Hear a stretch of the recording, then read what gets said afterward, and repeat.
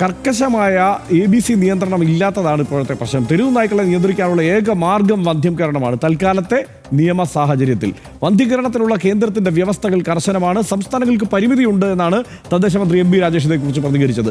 മികച്ച രീതിയിൽ പ്രവർത്തിച്ചിരുന്ന വന്ധ്യംകരണ സ്ഥാപനങ്ങൾ പൂട്ടേണ്ടി വന്നു. ABC വ്യവസ്ഥ പ്രകാരം വന്ധ്യംകരണത്തിന് AC ഓപ്പറേഷൻ തിയേറ്റർ നിർബന്ധമാണ്. 7 വർഷത്തെ എക്സ്പീരിയൻസ് ഉള്ള ഡോക്ടർ മാത്രമേ ശസ്ത്രക്രിയ ചെയ്യാവൂ എന്നും പറയുന്നു. ഒരാഴ്ച ശുശ്രൂഷിച്ച് ഇൻഫെക്ഷൻ ഇല്ലെന്ന് ഉറപ്പാക്കി നായയെ പിടിച്ച സ്ഥലത്ത് തന്നെ കൊണ്ടുവിടുകയും വേണം. ഇത്തരം വ്യവസ്ഥകളെല്ലാം പാലിച്ചില്ലെങ്കിൽ വന്ധ്യംകരണം കുറ്റകൃത്യമായി മാറും. കേരളത്തിൽ നേരത്തെ ഉണ്ടായിരുന്നത് 900-ലേറെ ABC കേന്ദ്രങ്ങളാണ്.